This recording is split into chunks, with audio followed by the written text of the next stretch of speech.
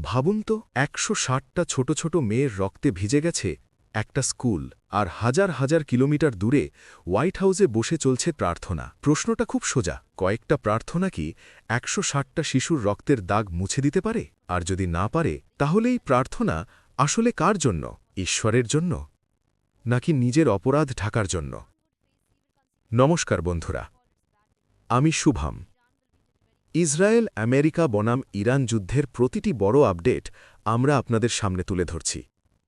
কিন্তু এই যুদ্ধের মাঝেই এমন একটা ঘটনা ঘটেছে যা পুরো পৃথিবীকে ভাবতে বাধ্য করেছে।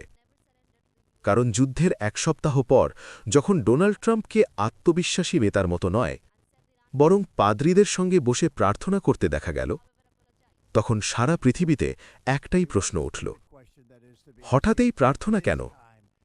ট্রাম্প কি বড় ভুল করে ফেলেছেন? কিন্তু গল্পটা এখানেই শেষ নয়। ডোনাল্ড ট্রাম্প যখন কোনো দেশের বিরুদ্ধে যুদ্ধ শুরু করেন, তার মাথায় একটা খুব সহজ ফর্মুলা থাকে। প্রথমে অর্থনৈতিক চাপ দিয়ে দেশটাকে দুর্বল করে দাও, তারপর সেই দেশের জনগণকে নিজের সরকারের বিরুদ্ধে দাঁড় করাও, আর শেষে সরকার বদলে দাও। এই কৌশল নতুন নয়।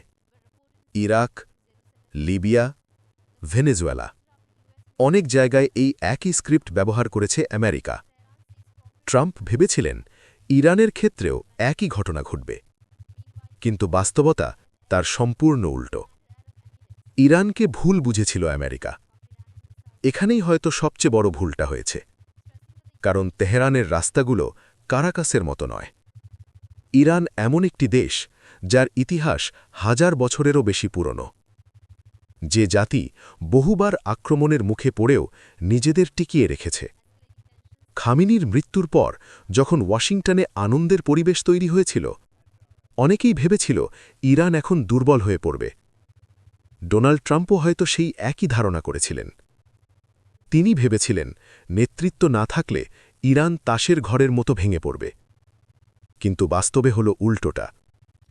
বরং এই সংকট ইরানকে আরও ঐক্যবদ্ধ করে দিয়েছে। কিন্তু আসল প্রশ্নটা এখন অন্য জায়গায়। এই যুদ্ধ কি সত্যিই মিসাইলের যুদ্ধ?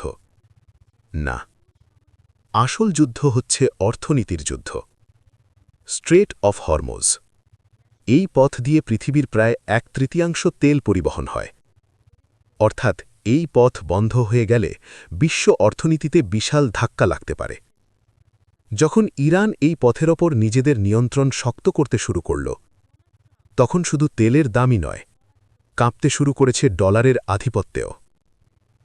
তাহলে কি ডলারই আসল কারণ? আর এখানেই উঠছে সবচেয়ে বড় প্রশ্ন, এই যুদ্ধ কি সত্যি ধর্মের জন্য, নাকি এটা অর্থনীতির যুদ্ধ? অনেক বিশ্লেষক বলছেন এই যুদ্ধের আসল কারণ একটাই, ডলার। কারণ ডলারই আমেরিকার সবচেয়ে বড় শক্তি। যদি ডলারের উপর বিশ্বের ভরসা কমে যায়, তাহলে আমেরিকার ক্ষমতাও কমে যাবে। আর সেই কারণেই অনেকে বলছেন হোয়াইট হাউসের প্রার্থনা ঈশ্বরের জন্য নয়, ডলারের জন্য। ১৬০ শিশুর মৃত্যু, যুদ্ধের সবচেয়ে ভয়ঙ্কর ঘটনা। কিন্তু এই যুদ্ধের সবচেয়ে ভয়ঙ্কর ঘটনা ইরানের একটি প্রাথমিক বিদ্যালয়ে মিসাইল হামলা। সেখানে মারা যায় প্রায় ১৬০ জন ছোট্ট মেয়ে। এই খবর ছড়িয়ে পড়তেই সারা বিশ্বে তীব্র সমালোচনা শুরু হয়। কারণ আমেরিকা সবসময় দাবি করে তাদের মিসাইল প্রযুক্তি অত্যন্ত নির্ভুল। তাহলে সেই প্রযুক্তি কোথায় গেল?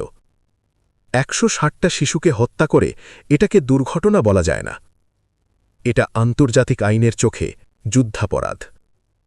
কিন্তু ট্রাম্পের ভয় শুধু বাইরে থেকে নয়, আমেরিকার ভেতরেও এখন যুদ্ধবিরোধী আন্দোলন বাড়ছে। ভিয়েতনাম যুদ্ধের স্মৃতি এখনও আমেরিকার মানুষের মনে আছে। তারা আর তাদের সন্তানদের বিদেশের যুদ্ধে মরতে পাঠাতে চায় না।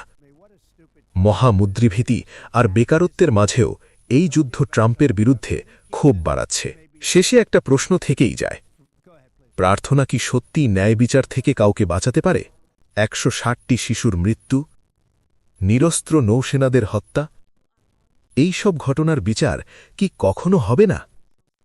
ইতিহাস সবকিছু মনে রাখে, প্রার্থনা যতই করা হোক, নিরীহ মানুষের রক্তের হিসাব এক না একদিন অবশ্যই দিতে হয়।